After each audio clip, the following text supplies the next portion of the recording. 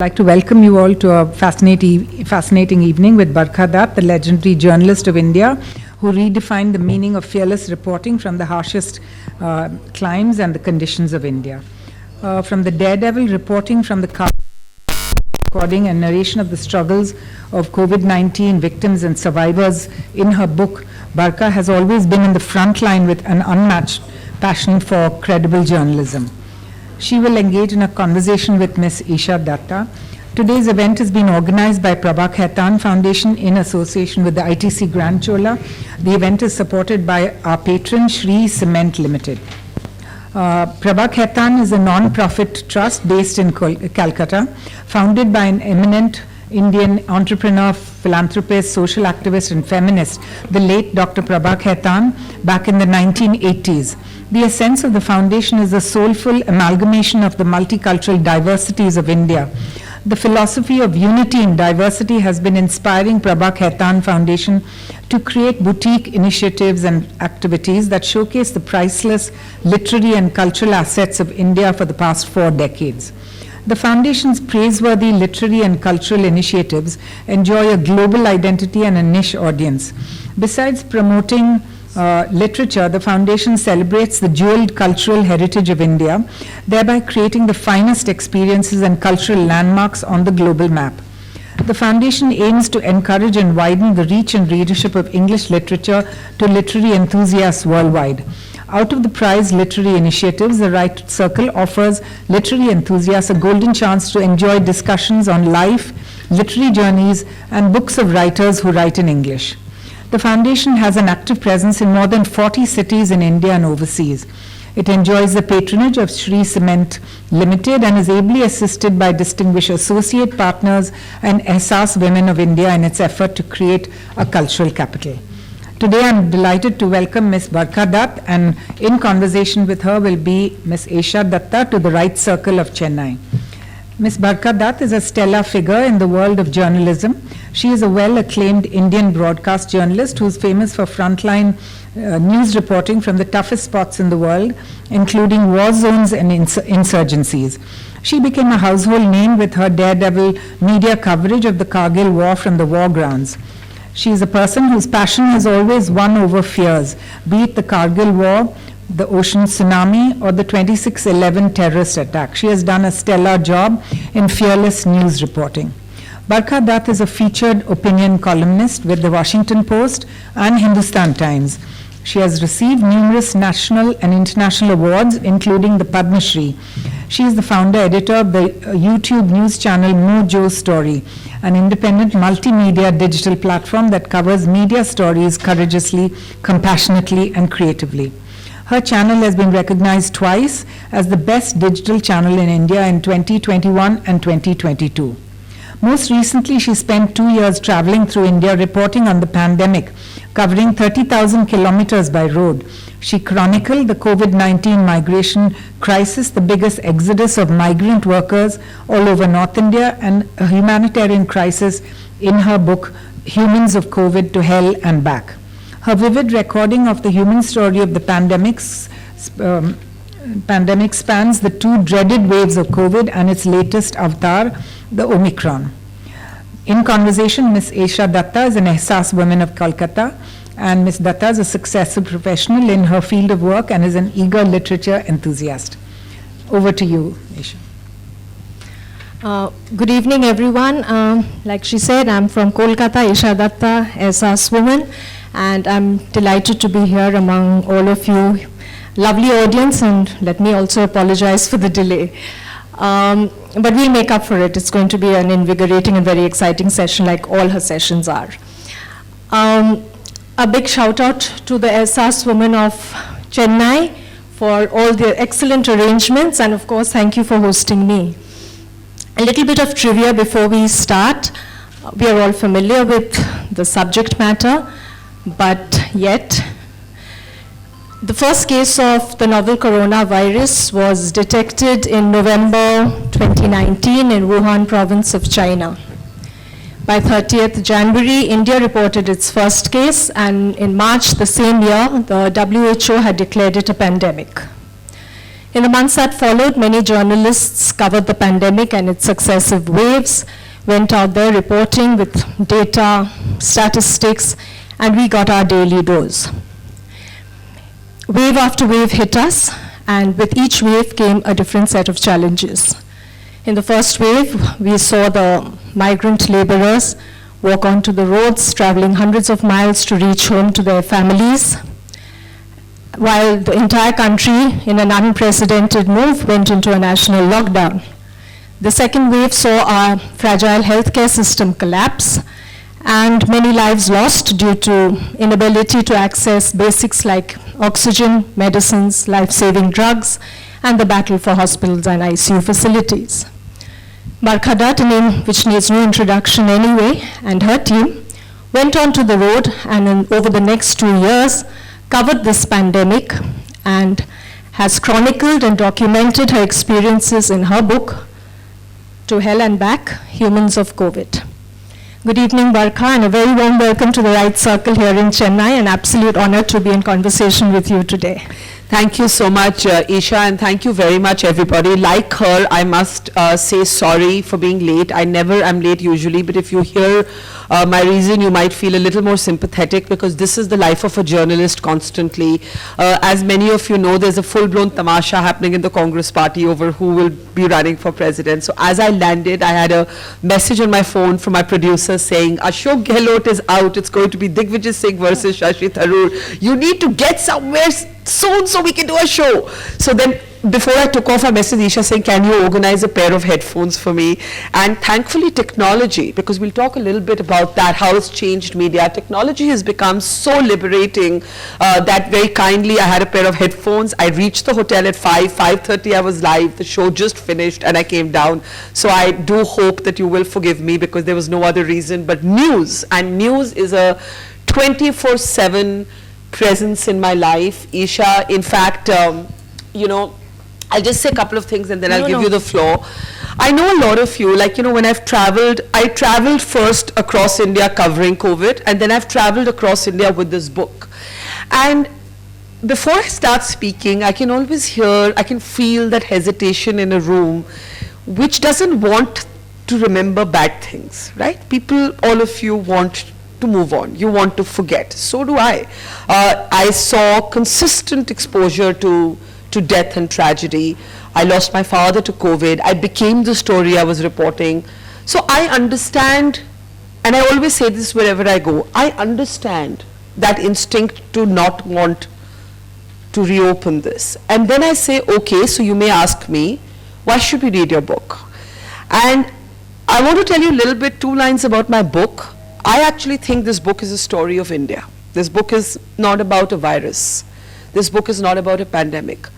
This book is, for me, a process of discovery. It's partly a memoir. It's partly me rediscovering why I became a journalist. Why is it that everywhere we go, people feel disconnected from the media? Why is it that people don't find their stories in television channels? Why did someone like me, who was a child of TV, leave TV? People thought I was crazy. I just got up and I walked out one day, right? What about hope and courage and resilience? What about the unsung heroes of this country? What about how these 2 years taught us how to relook relationships, establish what's really important? Some people's friend circles shrunk, some people's friend circles expanded. I'm sure all of you will find reflections of yourself in this book. So one, this is a book about India. We don't have to spend the next half hour talking only about COVID. You can ask me anything, because this book literally covers the span of how media has changed, how politics has changed, how people have changed, how our society is organized, the inequalities, but also the good things. The fact that civil society rallied, people came to the help of each other with oxygen tanks, perfect strangers, you know. But 2, you know, the thing about deep wounds is if you don't address them, and this can be physical wounds or emotional wounds, if you don't address them, they never heal.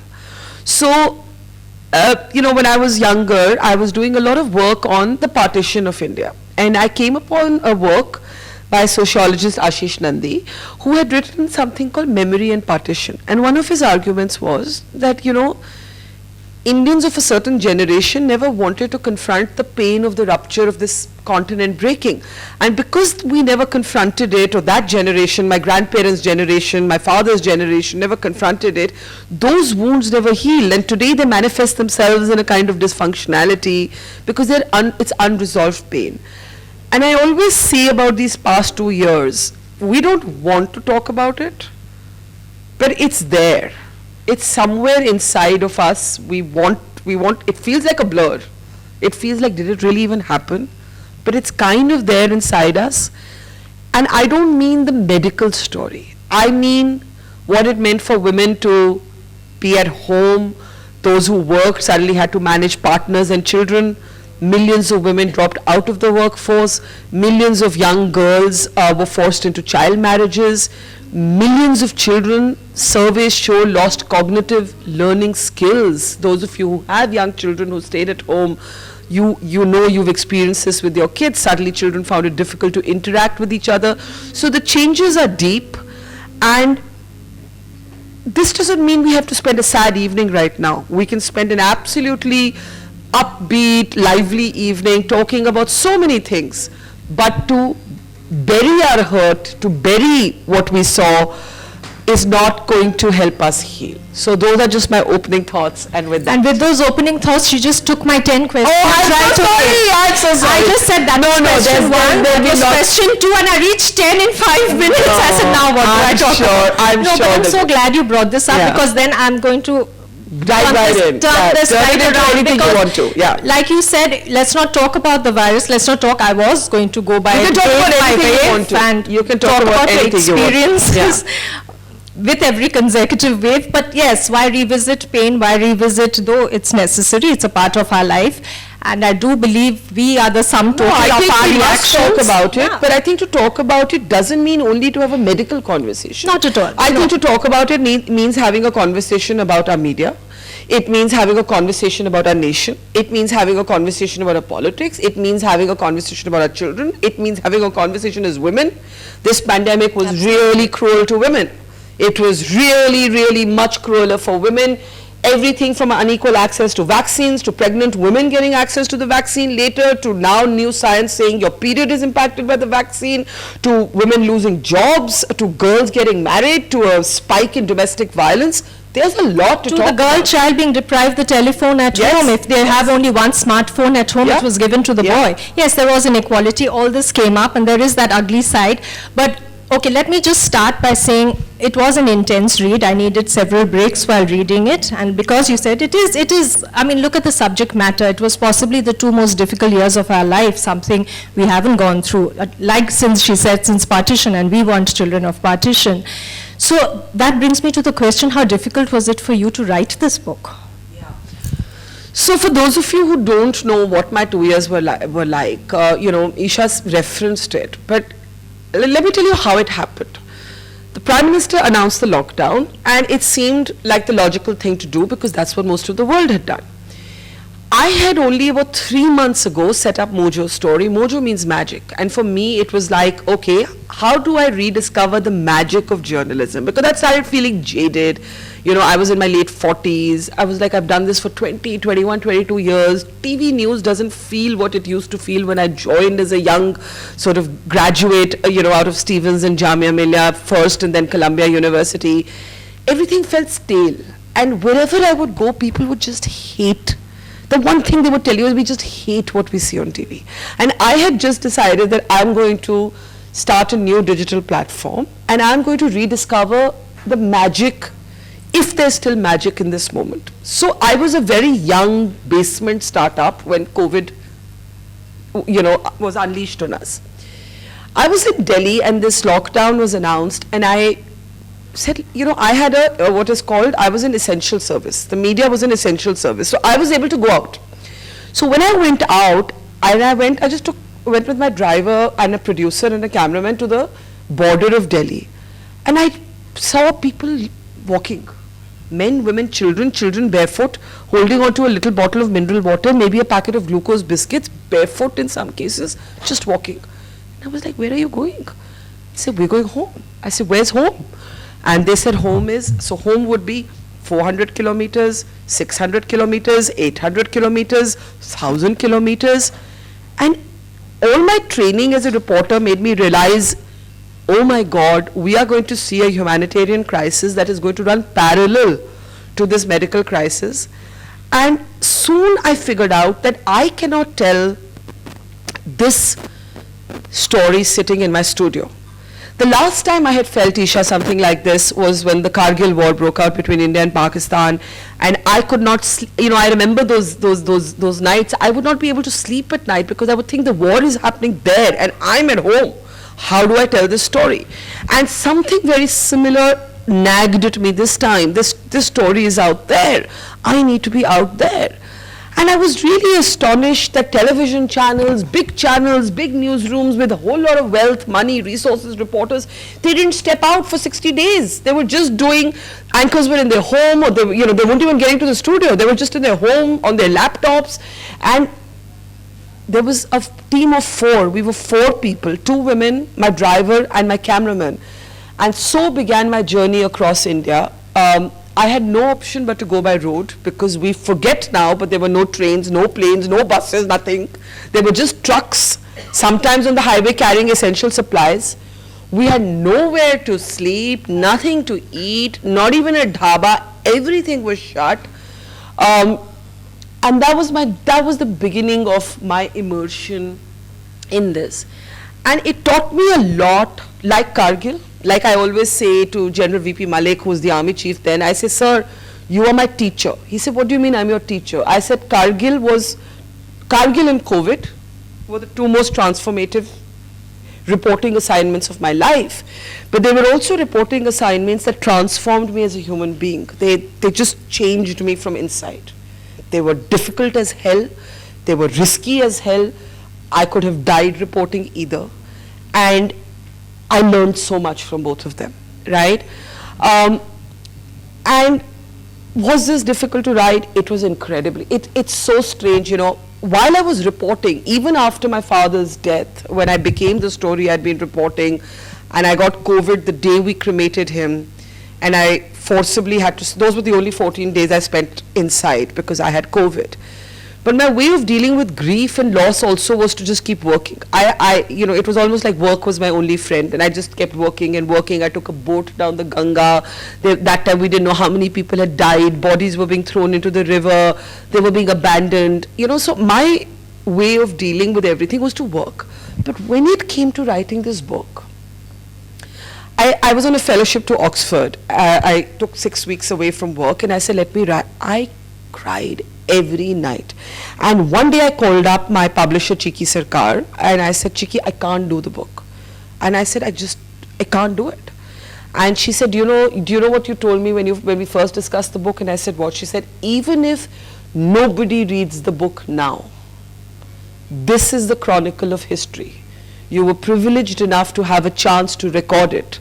You will record it, and when India is ready for revisiting their history, maybe it's too raw right now, that historical chronicle needs to exist.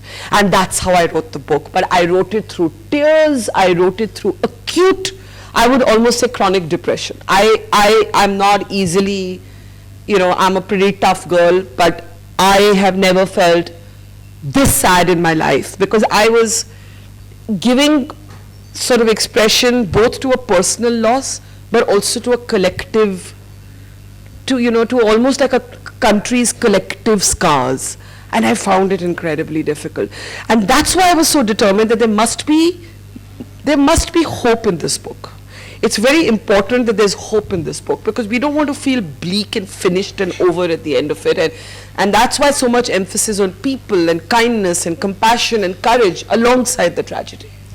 No, but there is hope. There is a lot of hope in this book. In fact, just going back to the largest exodus which we were talking about, the migrant labor, that crisis, it's like it was a crisis. Just tell us about that example of that district in Dharwar in Karnataka, where a district collector managed to contain the crisis with just a little bit of planning, a bit of foresight, and a lot of compassion. And that's all. And that could be the model we could have followed. But then governments at the center and state got it so wrong. There's so much which should have been done differently. So the fascinating discovery for me was how much difference one person can make. You know, we all like to believe in our lives that the system is hostile. It doesn't have to be COVID. Every day, whatever we do, we say the system is like this, the system is like this. But one of the sort of amazing discoveries of these 2 years was that the system can actually be influenced and shifted by one person. And sometimes it's about foresight, sometimes it's about planning, sometimes it's about compassion. So the district collector of Dharwad in Karnataka was a woman who managed to contain the exodus of laborers from her district. And I was there and I said, how did you do it? And she said, you know, all the educational institutions had shut. Now, why were these workers walking home? They were walking home for two reasons. One, they were all daily wage workers, so they had no source of income. They had no place to stay. Most of them were construction site, factory workers. They would stay in makeshift spaces while a house was coming up, a hotel was coming up, whatever. So she said there were two, and the second, of course, was like you and me. They wanted to be with the people they loved because it really felt like the end of the world, you know, in the first wave especially. So she said that there were all of these hostels in all of these colleges. So I just opened the hostel doors for the workers. And then she said, you know, I didn't feel enough. I wanted them to feel that this wasn't the state just giving charity. I wanted them to feel that they were visible as human beings. So she opened the locks on the Khadi Gram Udyog of the state. And she said, you know what, I had control over that. I deployed it as an essential service and I got all of them clothes stitched. And she said, you may think I'm crazy, like why did I do something like this in the middle of a pandemic? She said, because I wanted them to feel that there was something more here than my just being a district magistrate who was being this cold ordering people, ki now you stay here, now you can't go. Similarly, there was a collector, a district magistrate again in Maharashtra, in a Adivasi tribal district called Nandurbar. This man had dual degrees, he's a doctor as well as an IS officer. And he had grown up very poor. His mother used to live in a hut. He never knew how to speak English. He was a tribal boy. He'd seen acute poverty. And maybe that helped him have a little more foresight. So he had about 83 lakhs budget as a district collector. And because he was also a doctor, between the first wave and the second wave, he set up oxygen plants, right? He set up these oxygen plants, and his was the only district which did not have oxygen shortage deaths. And you know, I think of these officers and then I think, I don't know, how many of you had the occasion to watch in the last 24 hours a video of an IS officer in Bihar? Anyone familiar with it? Let me tell you what happens in it. I'm just saying, there's hope on one side and there's complete cruelty on the other, and it all depends on the attitude of one person. So in Patna in Bihar, the Women and Child Department of the government is organizing a kind of a meeting. And they've called young women, young girls from slums. And a young girl gets up and she wants to know, she says sanitary pads are really expensive. And you know, why can't the state, do you see this? Why can't the state subsidize sanitary pads? And this IAS officer is telling her, next you'll ask for free condoms. This was a response. Next you'll ask for free condoms. Why should we give you sanitary pads? Ban jao Pakistan. Be like Pakistan where you want everything free. And I juxtapose this because both stories illustrate one person. How one person's compassion or lack of compassion can actually totally dramatically shift things. So never feel, you know, this is not about COVID. I'm sure in your own lives sometimes we all have those days where we feel like we're struggling and we say, what can I do alone? You know, how much of a difference can I make?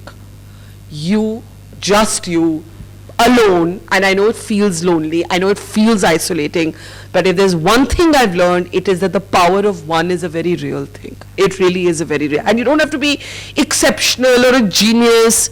Just to act authentically as yourself is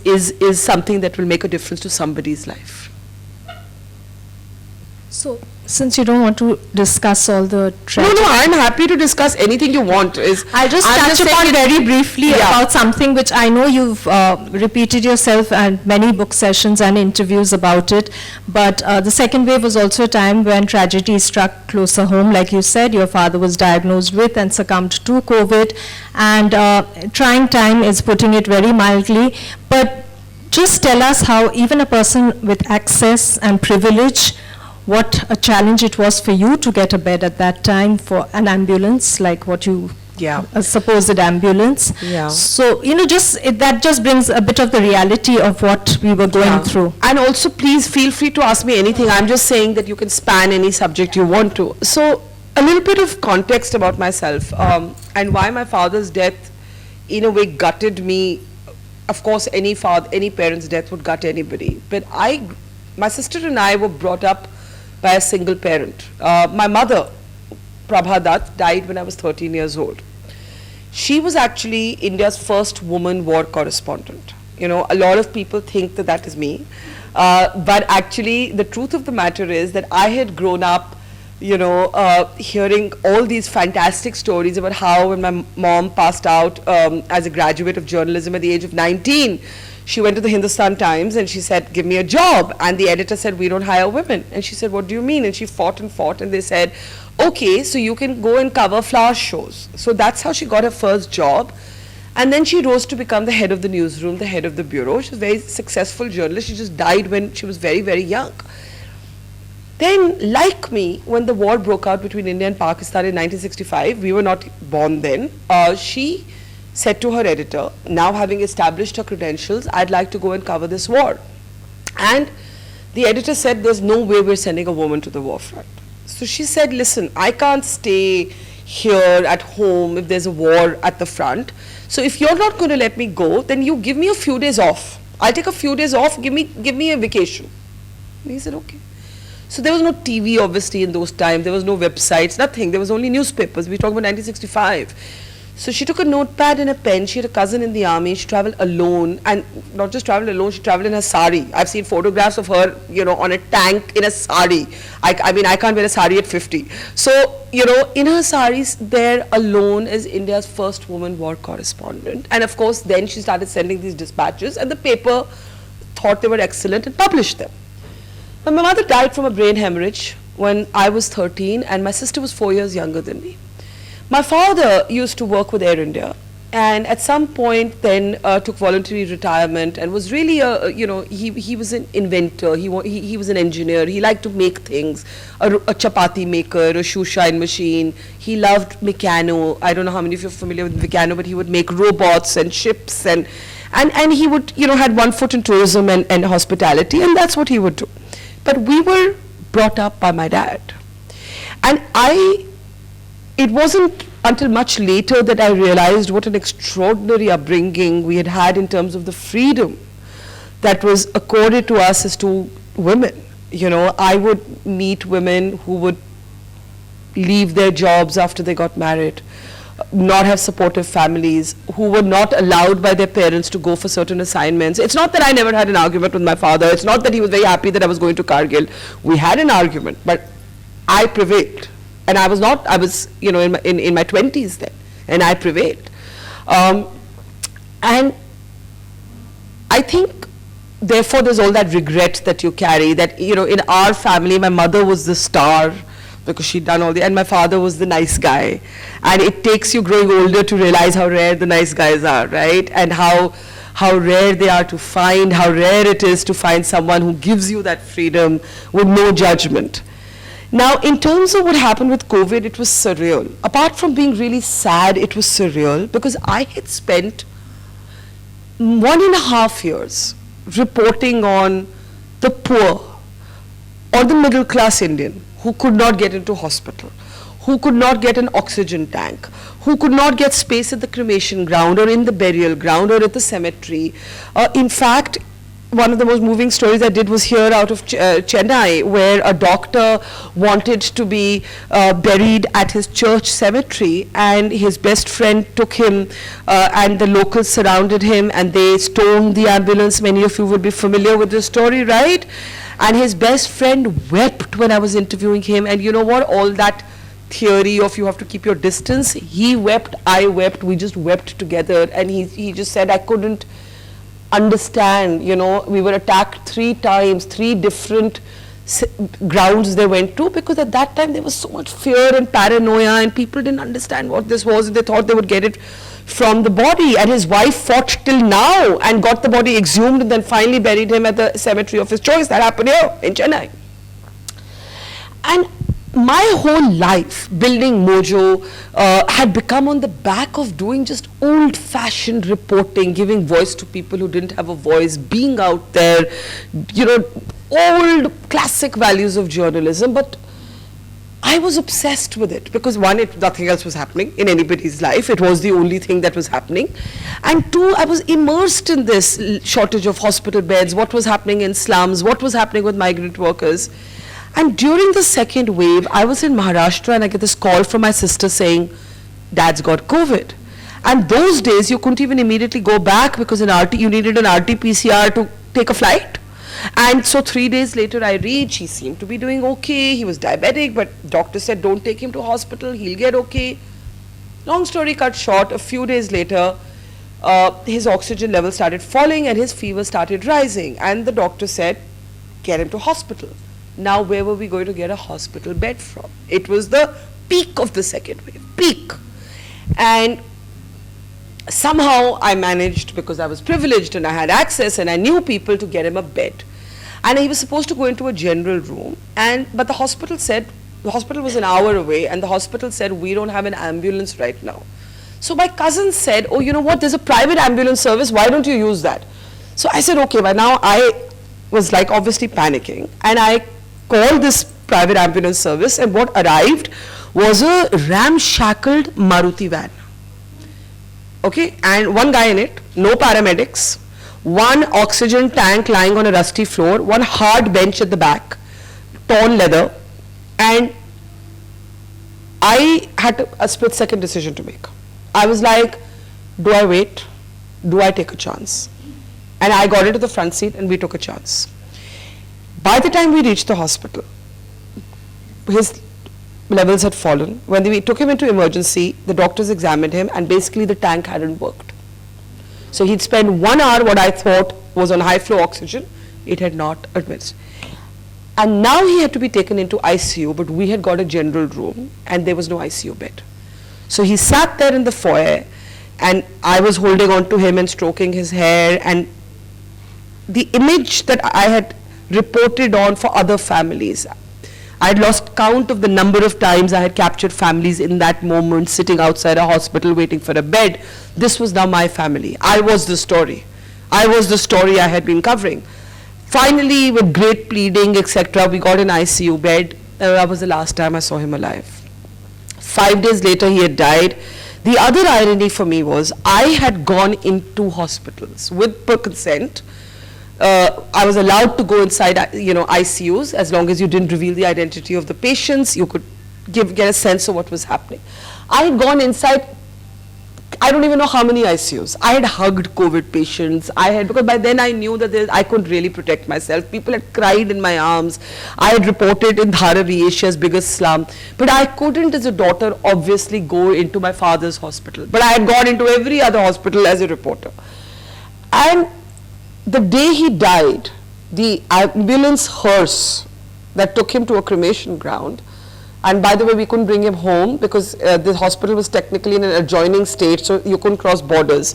So we had to take him to a ground right next to the hospital, and there was no space at the cremation ground. There was a fight and a scuffle that broke out between families. We had to call the police to get their help to cremate my father. But that ambulance hearse that took him to the cremation ground had leather seats, plush levers. It was perfect, but it was too late. And that night that my father died, and I had fever by then, and literally every global network in the world called me, and And I had to tell myself that I have been on the other side. I have been the reporter talking to people in moments of grief. Now I have to be able to be that person. Now I'm the story and I need to allow someone else to be a journalist. And so I actually did that night multiple, from BBC to CNN to, you know, Christian Amanpour show, everybody, to say this is what's happened and what it says about the larger situation, that even someone with privilege, so can you imagine if this happened to me, what's happening to people who don't have any access to the system. And that night, of course, the next morning I tested positive for COVID, and you know, the rest. And I think it, you know, I was speaking to, you guys remember the helicopter crash in which General Rawat, so General Rawat's colleague was a senior army officer called Brigadier Lidder, and he was among the people who died in the crash. And his daughter, Ashna, is working with us at Mojo Story. And Ashna's mother sent me a message today, because yesterday the new CDS was announced, right? And she said, I'm really worried for Ashna. Ashna seems distraught, and I thought she was healing, but I don't think she's healing. And how is she? She works with you. Ashna's 17, right? But she wanted to kind of just come and distract herself, so we encouraged her to come. And I told her, I said, look, she's 17, I'm 50, and I don't know how to let go. How will a 17-year-old let go? So I think for anyone in this room, anyone who's lost anyone, you carry it for life. You learn to function, but you carry it for life. Every day is a negotiation with your heart. That was exactly what I was going to talk about next. That's healing. You know, it's something it's a common emotion and something we have to confront, I think, each one of us, because if not the 2 years, at I think our entire life is a lifetime of recovery. We're always recovering from something or the other. But speaking of healing, because you brought it up, healing is such an active and an internal process. You know, you need to investigate your deepest beliefs, your attitudes, your memories, to get onto this path of total emotional recovery. And I think, you know, when you were meeting with these people in this journey over 2 years, Barkha, I think you contributed to their healing. And they say when you heal others, you also heal yourself.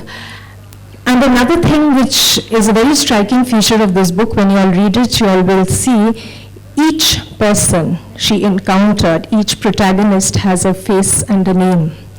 We were subjected to 2 years of news which was just data and statistics. So many 100 died here, so many were, like this is the percentage of spikes here. But in this book, not one person is a statistic. And I think that was a huge service. She gave them that secure sense of significance, which is, you know, it is of value to these people. And what I wanted to know is when you went out there meeting these people, whether it was the migrant laborers or whether it was people with the, you know, you were inside the ICU, you were witness to horrific scenes outside the hospitals as well. Was there any resistance on their part to telling their story? Were they willing, happy? I mean, thank you for picking up on the fact that that's why it's called Humans of COVID. It was really important to me to not tell a data story. Data has its own space, but if I tell you that 100 million workers were impacted, trust me, it'll leave you cold. But if I tell you the story of Mukesh Mandal, who was a house painter, who lost his source of income like everybody else during this pandemic, and then said, what can I sell? I don't have anything. And then he said, I have a phone. Let me sell my phone. And then he goes and sells his phone for 2,000 rupees, and he buys a table fan, and he buys some wheat and some lentils, and he goes and gives them to his wife Poonam. And Poonam is very happy because she says, oh, my children will have food to eat this week, and there's a fan. Delhi was still hot in those days. And she thinks, okay, for a few days we've bought ourselves some time. But Mukesh Mandal is so distraught because now he has nothing left to sell. He sold his phone. That the next morning he takes Poonam's sari and ties it around a bamboo pole and strings himself and basically takes his own life. Now if I tell you Mukesh Mandal's story, you understand what the worker went through. But if I give you a data point, you'll be like, okay, 100 million, but what does it mean? It doesn't mean anything to anybody, right? What I found was that the one thing, it didn't matter what class of society you were. You could be wealthy and you could be very poor. The one thing is that people were so lost that they did not want to be invisible. So I would always take consent. There's not a single story in this book that is without consent. I would always say, would you want to speak? And I would find that in their deepest moments of despair, people wanted to speak. Because there was such a sense of emotional loneliness, such a sense of being emotionally uprooted, that there was at least that, you know what, tell my story, or tell my wife's story, or tell my child's story, or tell my... And sometimes very young people were taking decisions that they weren't, I met an 18-year-old at a hospital who was made to sign a form basically saying that if your father dies from a shortage of oxygen in this hospital, you can't complain. So I actually call it a modern day death warrant in my book. You're asking an 18-year-old child to basically sign his father's life away, and he's so desperate, he needs that bed, that he's signing it, right? And what my discovery was that people really were grateful for someone to talk to. And either there was too much of our different governments. It doesn't matter. It could be any. It could be Tamil Nadu or Delhi. Either there was too much. You needed the police's permission to do this. You needed the police's permission to do that. Or when you really needed to ask somebody that if there is no space here, where should I go? There was nobody.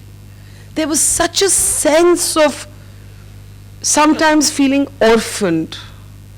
That people were just really happy is the wrong word, but really relieved to talk to somebody. Just that recognition, I suppose. Acknowledgement, an acknowledgement that you are a person.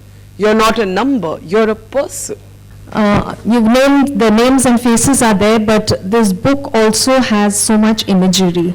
It's something I wanted to tell you because just not a name and a face, but she describes every detail on that face, whether it's the vacant expression of the eyes, the disheveled hair, their clothes, their homes, the environment, the surrounding, and that kind of creates this flurry of images, and it comes up, and that's what makes this book so real. I have to say this. I come from a background, my family is in cinema, so I'm just going to digress a bit, but I'm just making this analogy out of a known reference point. In cinema, it's easy to use images exclusively to tell a story very quickly. But you cannot get into the depth of a character. It's difficult. You can't always succeed in getting to the depth of a character or right into the heart of the person through these images. But in a book, the power of the word, you can get right deep into a person's thoughts and feelings. And that is exactly what has happened here. And they say that it's this dangerous thing about silence, which is why I keep saying this book needs to be read, even if you're not comfortable, if it's too soon now, you need to revisit it later. These are stories which needed to be told, because silence is a very dangerous thing. It's open to interpretation. I sincerely believe that. Don't tell people the truth, they'll write their own story. So that is what made, at least for me, this book. However, it'll be difficult because, like I said, these 2 years, none of us have been untouched by the pandemic. We've all faced loss, whether it's directly or indirectly. So it's not going to be easy, but like she said, there are also stories of hope, which brings me towards the end of the book when you describe the scenes of the mass cremations, not a pleasant sight, the shallow graves, not a pleasant sight either, and the bodies being washed ashore. But there are such stories of hope and humanity. You have your faith in humanity is restored when you have religious lines which are blurred. You have people of different faiths coming forward and helping their brothers and brethren and neighbors of another faith to respectfully dispose the body or give a dignified farewell. So just tell us about some of that, because I think that was really touching, and in a country, in a world which is getting divided more and more on religious lines, I think this is a glimmer of hope. Yeah. Thank you for asking that question, because one of the things that was really disgusting me, it's been a few years since I've watched any television. I consume most of my content digitally now, but the couple of times that maybe I flicked channels somewhere, lost in some hotel room, it really disgusted me that even during the pandemic you had this kind of Hindu-Muslim politics on your channels, right? And I just felt revulsed by it. And I found extraordinary stories of compassion across religious divisions, and there's a chapter in my book called The Pallbearers of COVID, right? And I'm talking actually about all of the people whose job it was to perform the last rites for those who had died. And it could be abandoned, people, bodies that had been abandoned, or it could be families who would come up to a point but were too scared to actually go the last mile and perform those rituals. And whether it was a man called Abdul Malbari, who had one ambulance, he had a hole in the wall office. His office was smaller than my smallest closet, and he had one ambulance parked in front of his office, and that ambulance had 4 words on it. It said, "Funerals for lonely humans."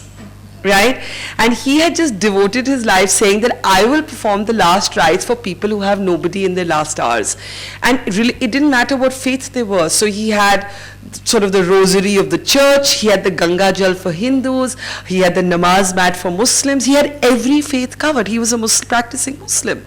Or there was in Bangalore, I remember this family I met, where the woman who had died was 6 months pregnant.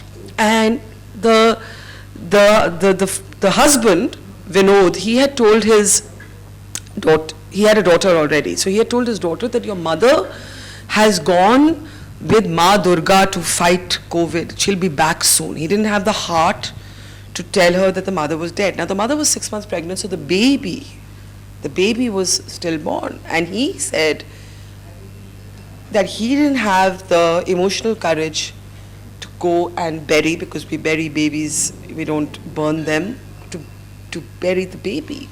So there was a multi-faith religious body that actually took the baby, the Hindu baby, and the Hindu baby was then buried in a Muslim graveyard, because this man was so distraught and that body had to be buried. And similarly, there were Christian groups that had done this, there were Hindu groups, and it didn't matter.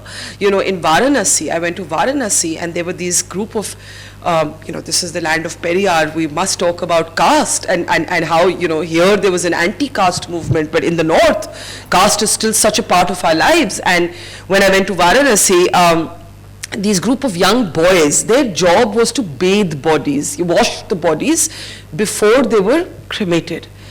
And do you know, these young Hindu boys must be in their early 20s, they said that, one, we are doing what families are not willing to do at this point, and because we are touching these bodies, no one's willing to touch us.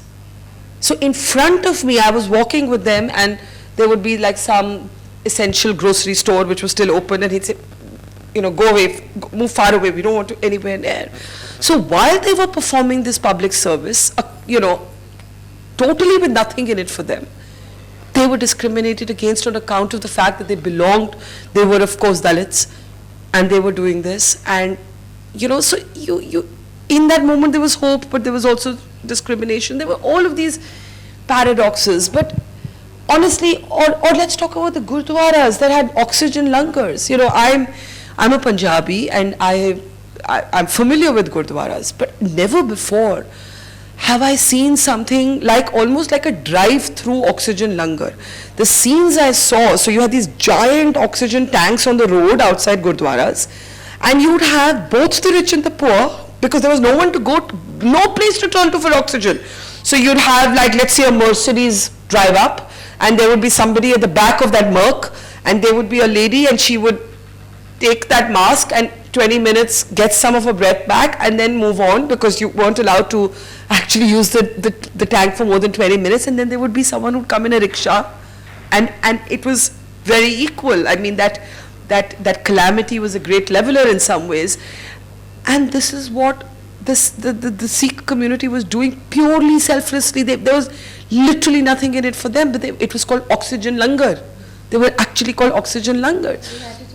Yeah, so there was these incredible moments of humanism, of selfless public service, of not caring who was what religion, civil society. I remember a housing society where, homemakers, women, they said, we want to help, we don't know how to help, what can we do? And so they just decided, okay, if there are going to be, whatever number of rotis that are made in my kitchen, there are going to be 5 more rotis that are going to be made. And that 5 roti or in Hindi, 5 more rotis, that became like a public movement. So those rotis then would be collected by the apartment block and they would be given to feed the needy. So everybody did their bit. People did their bit. People really, really shone with their spirit of generosity. But these stories which happened on the micro level did not come out in the news. That's a sad part. Because I think TV was too busy playing politics of hate and too busy just telling stories that people didn't care about. And that is for me why this has been such a deep journey for me, because my book starts with a story called The Village with the Yellow Water. And it tells a story of, you remember the time when everybody was telling us constantly, keep washing your hands, keep washing your hands. Now imagine a village where there isn't a regular water supply. So I ended up in one such village, 1 hour from Delhi, 1 hour. So the spanking highways, big factories, then you just go off the road and there's this village. And these were all again daily wage workers, and they said, we buy our water. So I said, how do you buy your water? How do you afford it? What can we do? They said, what about washing hands? So they took me to the supply line and they opened the tap and they showed me yellow water. It was literally yellow water because, the sort of affluence of the factories had entered the underground soil and it was reflecting in the water. And basically when they would wash their hands with this water, they would get eruptions on their skin. So what I write in the book is that as one of the sort of senior most journalists of this country, I had never done these stories. I had been a political journalist, a war correspondent. I had reported from, Kashmir and Iraq and Pakistan and Libya and Afghanistan. But this was under my nose and I never told this story. And it made me feel that people feel disconnected with the news they consume because they don't see their own lives. They don't see the issues that they care about. And it's almost like journalists are doing news for other journalists. Because the news that we are doing, we are obsessed with it. But our viewers, our readers are not. They're so far removed from it. And for me, this has been a big part of rediscovering that you've got to make your content people-centric. Because people are getting disenchanted. Sometimes I argue with my friends who are not journalists and I'm like, why aren't you more engaged with the news? And they're like, but you don't do anything that I'm interested in. You don't talk about the issues that I care about. You don't talk about the issues that impact my everyday life. So how are we going to bridge that gap between journalism and people? It's a very, very big gap. I mean, I'd love to hear from all of you whether you feel it too, but that's really the feedback I get from people. So, A lot of people have stopped seeing you. Yes, I hear that so much. I hear that so much. I hear so much of that. So, I think a lot of people who were in TV in the last few years have left television. People have embraced, no, I don't just mean viewers, I mean practitioners, people like myself, and are now trying to create something new where we hope that we can, be better than we were. Because we didn't find that space within TV anymore. For a combination of reasons which we can talk about, but many reasons. So you're happy with this journey from television to author? At least for this book I'll say yes, because like I said, it's a must read. You have to read it because there's, we've lived through these 2 years and we know so little. We still know so little. So for all those reasons, at least read the book. But okay, I'm going to read out a small quote I saved. It has nothing to do with COVID or the book, but when I came across it, I thought it is relevant to, okay. The quote is by Jeff Bezos, the big man of Amazon. When you are 80 years old and in a quiet moment of reflection, narrating for only yourself the most personal version of your life story, the telling that will be most compact and meaningful will be the series of choices you have made. In the end, we are our choices. So, Barkha, that's my question to you. These choices that you have made and the choice to write this book, thank you for it. Are you satisfied? I mean, I have a type A personality. I'm never satisfied. I always think that whatever I do, I could do better. It's not, I went from the protected environment of an organization to becoming an entrepreneur, now owning a digital company, a website, a YouTube channel, growing it, hoping to grow it bigger and bigger. I won't say it's been easy. There have been very difficult days.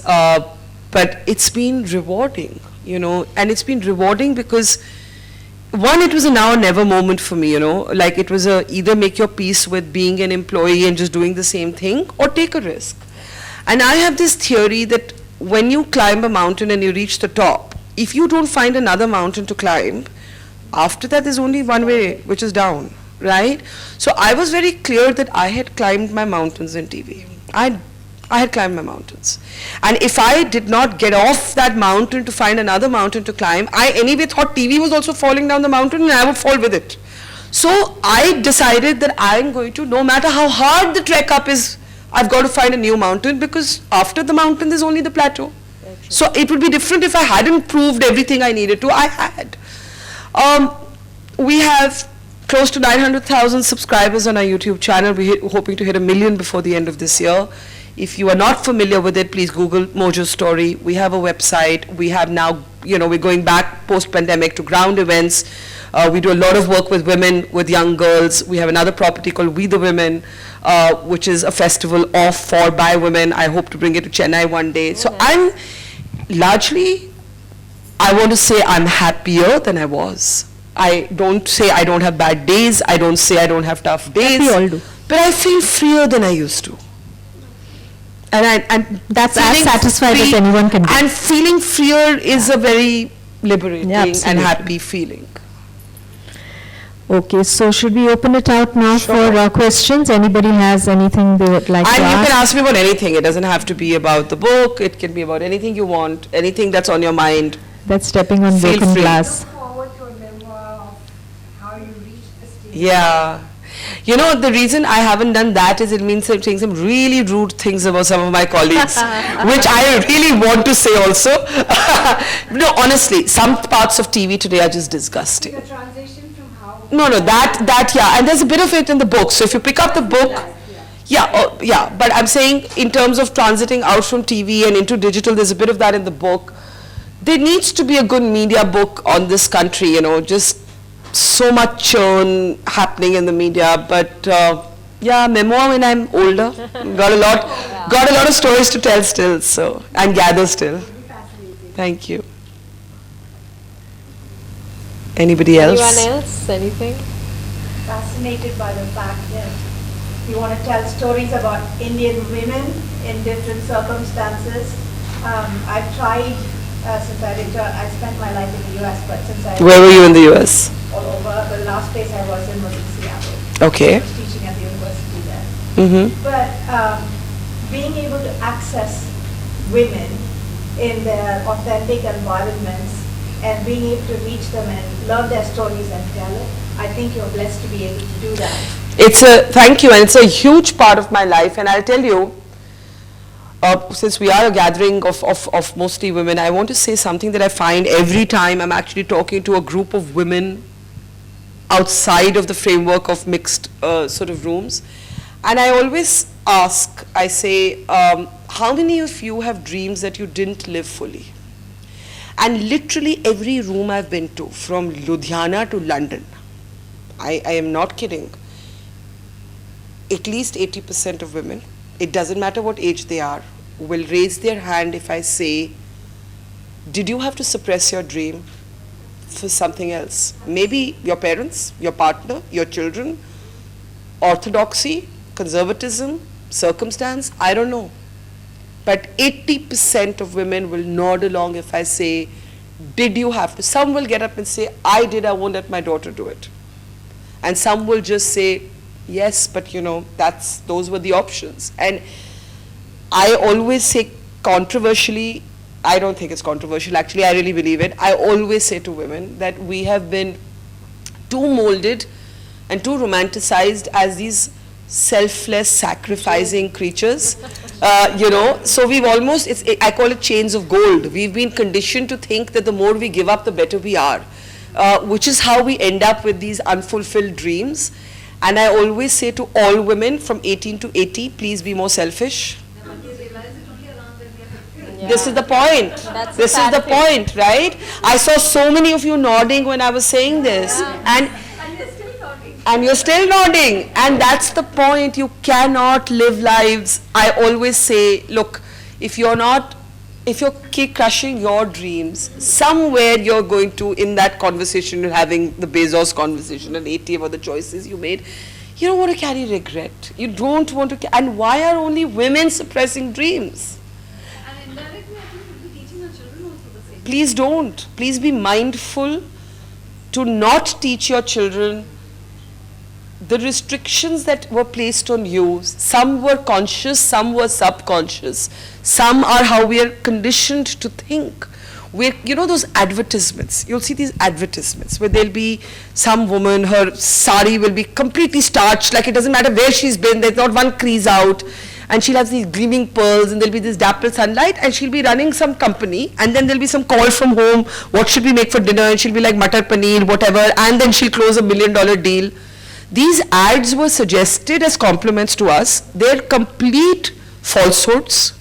Nobody can enjoy juggling 1 million things and having it be their responsibility. Most women cannot handle the pressure, that all the pressure is on them, and they give up working. Fewer Indian women are working today than before. You may see the headlines may not look like that because you're seeing women running companies, flying fighter jets, donning the uniform, going into space.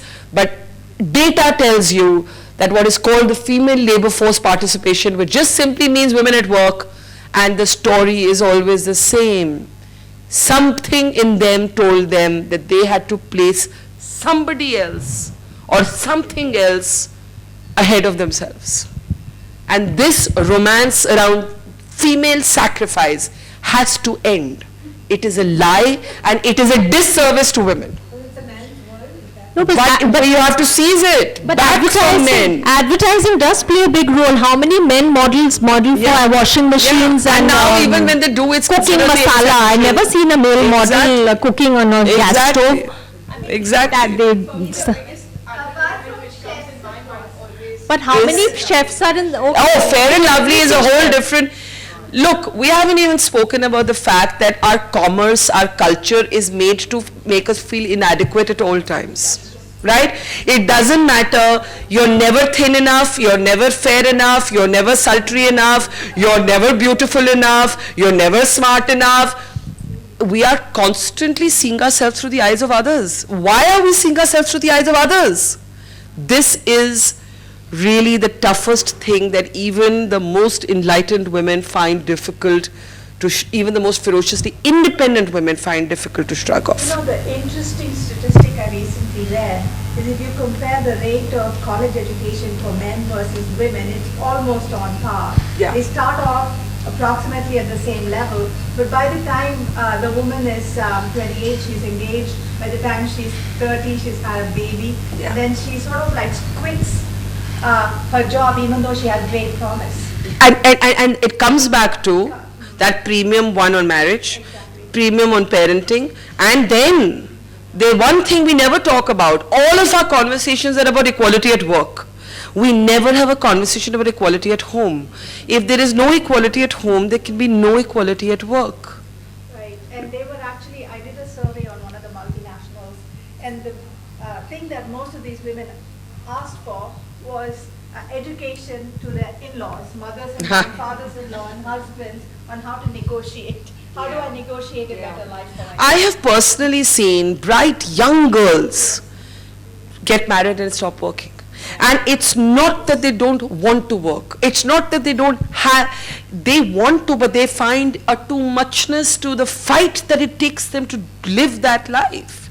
And I mean, Indra Nooyi has the famous story of coming back home as PepsiCo chairperson. I mean, she told me this herself and it's in her memoir. And her mother telling her, okay, that's all very well, but did you get the milk today? Indra Nui. So, this is everybody. This isn't just us, this is everybody. This is the most powerful women in the world.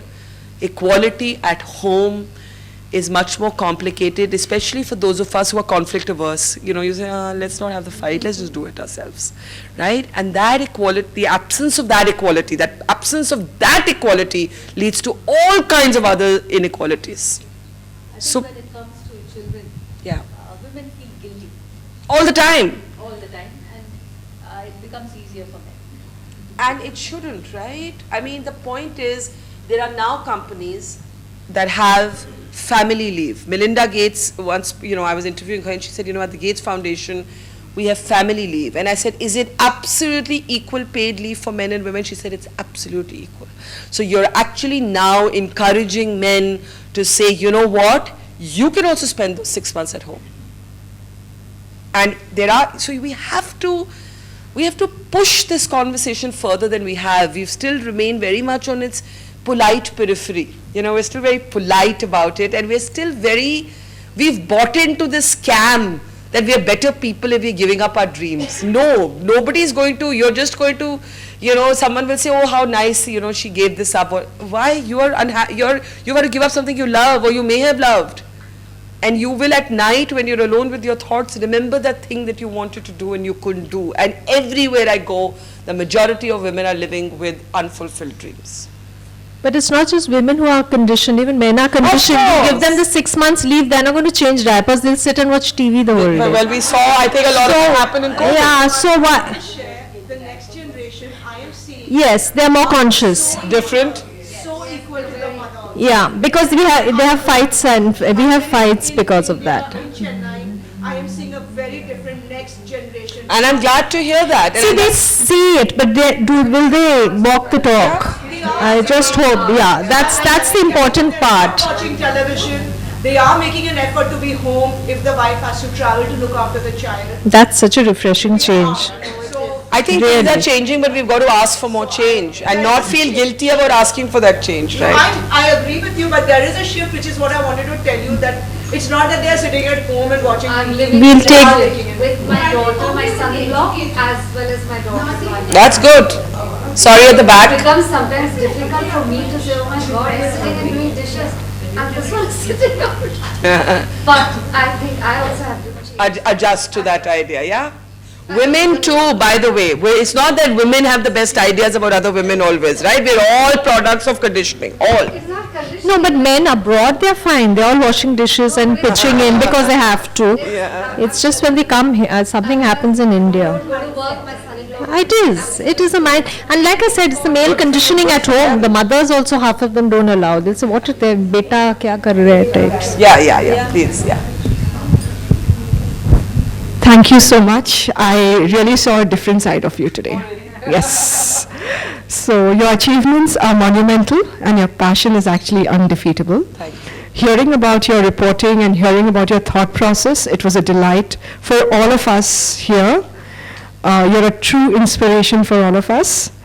You stand for fearlessness and it calls for a very, very big applause. Oh, thank you so much. Thank you, everyone. On behalf of the PKF Foundation, I, Deepika Goyal, Ehsaas Woman of Chennai, I would like to express my sincerest gratitude to you, Barkha, and to you, Isha, who's flown all the Thank way you from so much. Calcutta to be with us today. And I take this opportunity to express my gratitude to our patron Sri Cement and hospitality partner ITC Grand Chula. And a big round of applause to all of you to come here. My apologies for the delay, but like she said, that she was busy and we were all wondering where is she, not answering her phone, getting very worried. Thank you for being a great audience. Thank you. We have books here. Anyone wants pictures? Sunita ji, can you please felicitate?